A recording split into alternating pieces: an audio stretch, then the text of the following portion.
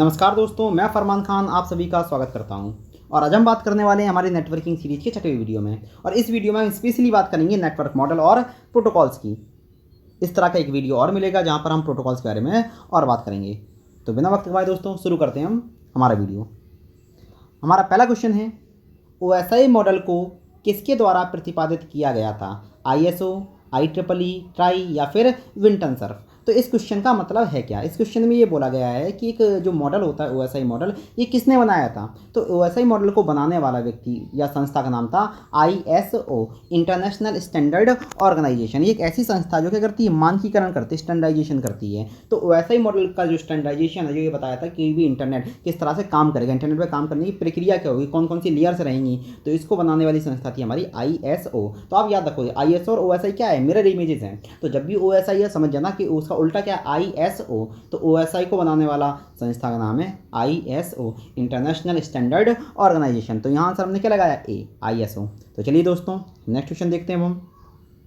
एक ऐसा मॉडल जिस पर इंटरनेट वास्तविक तौर पर कार्य करता है, TCP/IP model, OSI model, IEEE model और 802.11 मॉडल। तो इसका मतलब है क्या? तो वास्तविक तौर पर कार्य करने के बारे में बात की गई है। तो होता क्या है कि एक होती है थ्योरी और एक होता है रियल वर्ल्ड।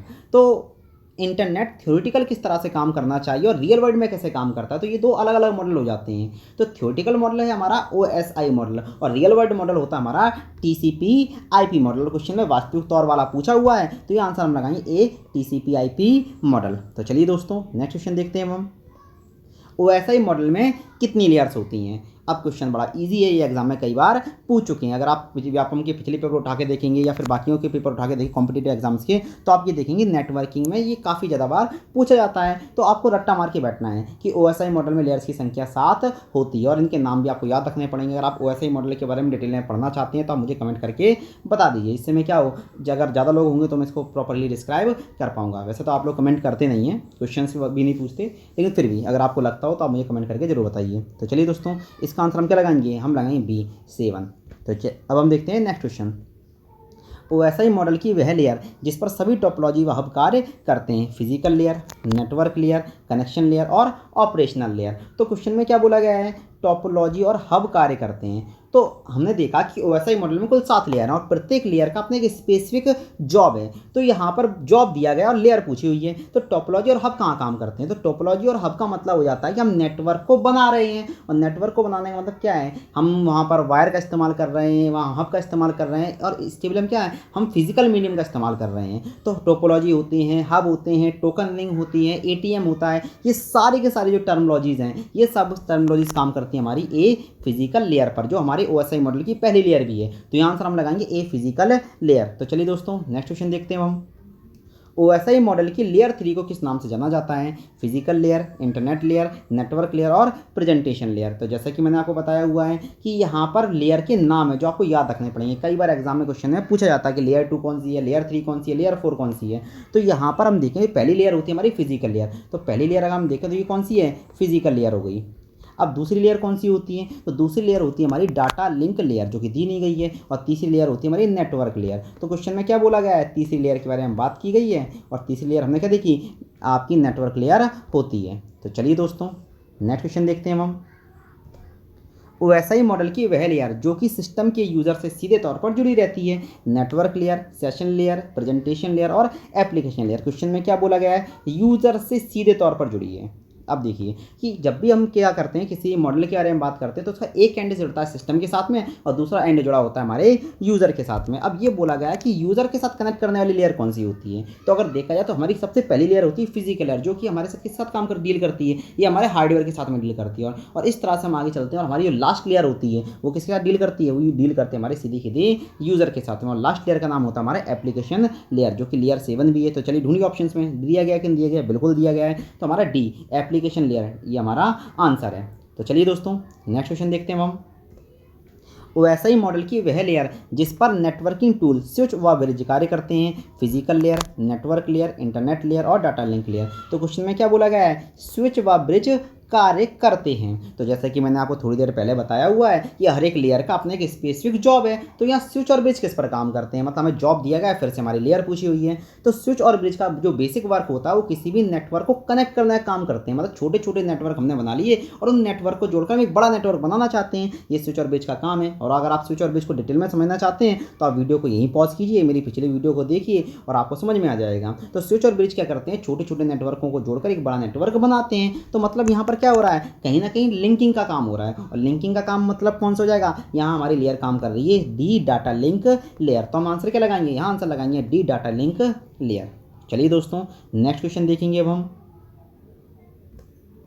HTTP या HTTPS जैसे प्रोटोकॉल OSI मॉडल के किस लेयर पर कार्य करते हैं, session layer, network layer, presentation layer और एप्लीकेशन लेयर। ये भी बिल्कुल पिछले क्वेश्चन जैसा ही है, मतलब जॉब दे रखा है और हमें बताना है कि लेयर बतानी है। तो बोला क्या गया है कि HTTP और HTTPS प्रोटोकॉल। अब ये दोनों जो प्रोटोकॉल होते हैं ये डायरेक्टली डील करते हैं हमारे किसके साथ में, यूज़र के साथ में। अगर आप ध्यान दो तो ये जो दोनों प्रोटोकॉल होते हैं ये यूज़र के साथ में डील करते हैं। और यूज़र के साथ में डील करेंगे तो कौन सी लेयर इस्तेमाल होगी, जैसे मैंने पिछले क्वेश्चन में बताया हुआ है कि यूज़र के साथ डील करने वाली लेयर कौन सी होती है, लास्ट लेयर होती है, जो कि क्या है हमारी डीप एप्लीकेशन लेयर है। तो यहाँ आंसर हम लगाएंगे डी एप्लीकेशन लेयर। तो चलिए दोस्तों नेक्स्ट क्वेश्चन देखते हैं हम। OSI मॉडल की वह लेयर जिस पर इंक्रिप्शन, डिक्रिप्शन व फॉर्मेट में बदलाव किया जाता है, network layer, presentation layer, session layer और एप्लीकेशन लेयर। तो जॉब हम देख लेते हैं, इंक्रिप्शन कर रहे हैं, डिक्रिप्शन कर रहे हैं और फॉर्मेट को बदल रहे हैं। मतलब अगर हम MP3 को MP4 में या फिर एक फॉर्मेट को दूसरे फॉर्मेट में बदल रहे हैं। अगर आप ध्यान दो तो इस क्वेश्चन को कई बार पूछा जाता है, सीधे सीधे कई बार ऐसे पूछते हैं कि किस लेयर में इंक्रिप्शन डिक्रिप्शन किया जाता है, या वह लेयर जहाँ पर फॉर्मेट में बदलाव किया जाता है, या फिर एक ऐसी लेयर जो क्या करता है एक फॉर्मेट को दूसरे फॉर्मेट में बदलता है। इस तरह से कई सारे क्वेश्चन आए हुए हैं इसी तरह के। मतलब ये जो क्वेश्चन लिखा हुआ है इस क्वेश्चन को रूप बदलकर कई अलग अलग तरह के क्वेश्चन बनाए जा सकते हैं जो एग्जाम में पूछे जाते हैं। बहुत ज़्यादा इंपॉर्टेंट क्वेश्चन है, ये आपको याद रखना पड़ेगा। तो जब भी फॉर्मेट चेंज करने के बारे में बात करें, इंक्रिप्शन डिक्रिप्शन करने के बारे में बात करें, तो इसका आंसर होता है हमारा लेयर 6, जो कि कौन सी लेयर होती है, जो कि हमारी होती है प्रेजेंटेशन लेयर। प्रेजेंटेशन लेयर से आप कैसे याद रखेंगे, प्रेजेंटेशन मतलब हम तैयार कर रहे हैं, मतलब डाटा को तैयार कर रहे हैं यूजर के लिए, और यूजर के लिए तैयार करेंगे तो हम क्या करेंगे, इसका फॉर्मेट बदलेंगे, इनक्रिप्ट करेंगे, डिक्रिप्ट करेंगे। तो ये आंसर हमेशा याद रखना कि तैयार करना क्या करके, रूप बदल कर। तो फॉर्मेट चेंज करने का काम होता है हमेशा प्रेजेंटेशन लेयर पर। तो यहाँ आंसर हम क्या लगाएंगे, बी। तो चलिए दोस्तों नेक्स्ट क्वेश्चन देखेंगे अब हम। TCP/IP मॉडल में लेयर की संख्या निर्धारित की गई है 4, 5, 6 और 7। ये क्वेश्चन भी एग्जाम में काफ़ी बार पूछा था, इजी क्वेश्चन है, लोग गलत नहीं करते, लेकिन फिर भी कई बार लोगों को क्या होता है 6 लगा बैठते हैं, क्योंकि उन्हें OSI मॉडल बहुत ज़्यादा दिमाग में घुस चुका होता है। लेकिन यहाँ पर TCP/IP मॉडल के बारे में बात की गई, जो कि क्या एक वास्तविक मॉडल, एक रियल वर्ल्ड मॉडल है। और यहाँ पर आंसर होता है हमारा 4, कि TCP/IP में केवल 4 लेयरें होती हैं। कौन कौन सी 4 लेयरें होती हैं इसके बारे में कभी किसी अलग वीडियो में बात करेंगे। तो चलिए दोस्तों नेक्स्ट क्वेश्चन देखते हैं। एक ऐसा प्रोटोकॉल है जिसका प्रयोग किसी भी वेब पेज को एक्सेस करने की अनुमति प्राप्त करने के लिए किया जाता है, HTTP, SIP, TCP और IP। तो क्या बोला गया है, वेब पेज को एक्सेस करने की अनुमति प्राप्त करने के लिए। तो होता क्या है कि जब भी आप कोई वेब पेज इस्तेमाल करना चाहते हैं तो डायरेक्टली हम इस्तेमाल नहीं कर पाते हैं। तो सबसे पहले आपके सिस्टम के द्वारा रिक्वेस्ट क्रिएट की जाती है, वो रिक्वेस्ट उस सर्वर तक भेजी जाती है, सर्वर उस रिक्वेस्ट को जांचता है और देखता है कि रिक्वेस्ट को अनुमति देनी चाहिए या फिर नहीं देनी चाहिए। यदि वो अनुमति दे देता है उसी के बाद क्या होता है, वेब पेज ओपन होता है। कई बार अनुमति नहीं भी देता तो वेब पेज ओपन नहीं हो पाता, पेज नॉट फाउंड या फिर 404 कई अलग अलग तरह की एरर्स आती हैं। तो यहाँ ये सारा का सारा जो जॉब है, ये सारा का सारा जो काम है वो करता कौन है, मतलब रिक्वेस्ट को क्रिएट करना, उसको सर्वर तक लेकर जाना और उसके बाद वेब पेज को एक्सेस करने की अनुमति प्राप्त करना। तो ये सारे के सारे काम करने वाला प्रोटोकॉल होता है हमारा HTTP, hyper text transfer protocol. तो HTTP का जो जॉब होता है वो यही होता है। तो किसी भी वेब पेज को अगर हम ओपन करना चाहते हैं तो वहाँ HTTP प्रोटोकॉल बड़ा इंपॉर्टेंट है। अगर ये प्रोटोकॉल नहीं होगा तो ना तो रिक्वेस्ट सेंड होगी, और रिक्वेस्ट ही सेंड नहीं होगी तो वेब पेज ओपन नहीं हो सकता। तो यहाँ आंसर हम क्या लगाएंगे, यहाँ आंसर हम लगाए A, HTTP hyper text transfer protocol. तो चलिए दोस्तों नेक्स्ट क्वेश्चन देखेंगे हम। एक ऐसा प्रोटोकॉल है जिसका प्रयोग HTTP के आविष्कार से पूर्व इस्तेमाल में लाया जाता था तथा इसका प्रयोग फाइल को मेन्यू के रूप में शो करने के लिए किया जाता है, गूफर, TCP/IP, हैंडशेक और ऑल ऑफ दीज। तो इस क्वेश्चन में अगर देखा जाए, इस क्वेश्चन को मैंने थोड़ा सा कस्टमाइज़ किया हुआ है और यहाँ मैंने 2 क्वेश्चन को मर्ज कर दिया है। 2 अलग अलग क्वेश्चन में पढ़ देता हूँ। पहला क्वेश्चन पूछा गया था कि HTTP का पूर्ववर्ती प्रीसीडर कौन है। दूसरा क्वेश्चन क्या पूछा गया था, एक ऐसा प्रोटोकॉल जो फाइल को मेन्यू के रूप में शो करने का कार्य करता है। तो ये 2 अलग अलग क्वेश्चन थे जिनको मैंने क्या कर दिया, मर्ज कर दिया और एक नया क्वेश्चन बना दिया है। तो यहाँ पर अब इन दोनों को लेकर हम क्या बात करेंगे। पहली बात क्या है, HTTP से पहले। तो HTTP से पहले अगर देखे जाएँ तो TCP/IP तो भाई आज भी इस्तेमाल होते हैं, तो TCP/IP तो हम लगा नहीं सकते। हैंडशेक प्रोटोकॉल इस्तेमाल होता है हमारे किसमें, फ़ोन, जो हम फ़ोन इस्तेमाल करते हैं मोबाइल फ़ोन, वहाँ पर एक हैंडशेक प्रोटोकॉल इस्तेमाल आज भी होता है। अब कैसे काम करता है इसके बारे में किसी और दूसरे वीडियो में बात करेंगे। अब बोला गया क्या है, ऑल ऑफ दिस तो हो नहीं सकता, तो बचा क्या, गूफर। तो गूफर क्या है हमारा, गूफर का इस्तेमाल हमारे HTTP के आविष्कार से पहले किया जाता था और इसका प्रयोग करने पर फाइल मेन्यू के रूप में शो होती है, जिससे कि आप फाइलों को आसानी से एक्सेस कर सको। तो चलिए दोस्तों नेक्स्ट क्वेश्चन देखते हैं हम। एक ऐसा प्रोटोकॉल जिसका प्रयोग यह जांचने के लिए किया जाता है कि खोला जाने वाला वेब पेज सुरक्षित है या नहीं। TCP/IP, HTTP और HTTPS। अब यहाँ पर हम बात कर रहे हैं तो यहाँ एक सिक्योर प्रोटोकॉल के बारे में बात की गई है कि जांचने के लिए, देखिए ये क्या लिखा हुआ है, जिसका प्रयोग यह जांचने के लिए, मतलब सिक्योरिटी जांचने के बारे में बात हो रही है। अब जांचने के लिए कौन सा प्रोटोकॉल इस्तेमाल करते हैं, तो एक प्रोटोकॉल बनाया गया था SSL, सिक्योर सॉकेट लेयर, जो कि ऑप्शन में नहीं दिया गया। अब SSL का अलग से प्रयोग करना थोड़ा सा मुश्किल होता था, तो उन्होंने क्या कर दिया, HTTP को SSL के साथ में मर्ज करा दिया और इससे क्या हुआ, एक नया प्रोटोकॉल बना HTTPS, जो क्या करता है, आपके रिक्वेस्ट को सेंड भी करता है और साथ साथ इस बात को भी जांचता है कि जो वेब पेज आप एक्सेस कर रहे हो वो सुरक्षित है या नहीं। कई बार आप जब वेबसाइटें चलाते हो तो आप देखते हो कुछ वेबसाइटों का आगे ग्रीन टिक बना होता है और कुछ वेबसाइटों का आगे रेड क्रॉस बना होता है। इसका मतलब क्या है, अगर वेबसाइट HTTP का प्रयोग कर रही है तो वहाँ पर क्या होगा, क्रॉस बना होगा रेड कलर का, और अगर वो HTTPS का प्रयोग कर रहा है मतलब ग्रीन टिक बना, उसका मतलब क्या है कि आपके प्रोटोकॉल ने जांच लिया है कि इसका इस्तेमाल करने पर किसी भी प्रकार की हानि या फिर नुकसान नहीं होगा। तो यहाँ हम क्या देख रहे हैं, जांचने का काम किसने किया, HTTPS ने किया, मतलब ये रिक्वेस्ट भी भेजेगा और जांचेगा भी। तो चलिए दोस्तों नेक्स्ट क्वेश्चन देखते हैं हम।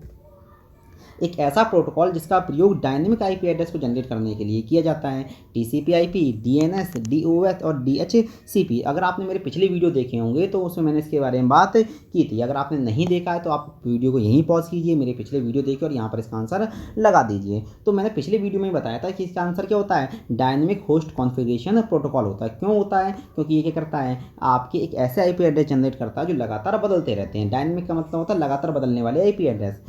तो चलिए दोस्तों अब हम इस वीडियो का लास्ट क्वेश्चन देखते हैं।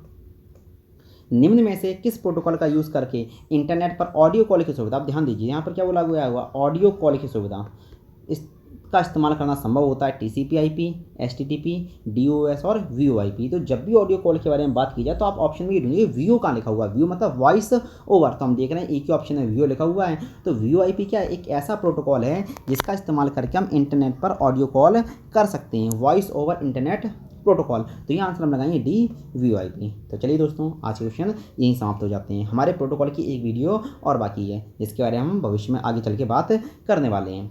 जैसा कि दोस्तों आप देख रहे हैं मैं लगातार वीडियो डाल रहा हूँ, लेकिन वीडियो पर उस तरह के व्यू नहीं मिल रहा है जिस तरह के व्यू मिलने चाहिए। तो अपना थोड़ा सा सपोर्ट बनाए रखिए, जिससे कि क्या हो, मेरा मोटिवेशन लेवल बना रहे और मैं आगे वीडियो डालता रहूँ। तो चलिए दोस्तों मिलते हैं नेक्स्ट वीडियो में, तब तक के लिए नमस्कार।